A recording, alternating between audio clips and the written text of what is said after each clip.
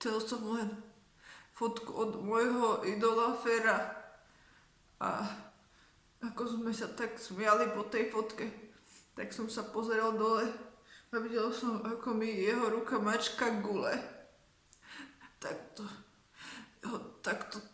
točil a kúkal sa mi do očí a smial sa. A ja som nevedel, prečo to robí. Ma to poznačilo do konca života. A mne začal štípať bradavku a keď som sa uhol, tak on si ma na tú bradavku pritiahol a povedal: čo sa cúkaš? Veď to má byť pre teba podsta. A potom dal ruku dole, roztiahol mi polky a pričuchol si. Dúfal som, že to ostane bez povšimnutia, ale keďže sa to prevalilo na verejnosti, tak sa k tomu musím vyjadriť. To som nebol ja. To bol opitý ja, ktorý už neexistuje. Zmizol po ranej opici. A bolo to nedorozumenie. Ten človek nerozumel tomu, že som ho chcel osahávať. Už to nikdy nespravím.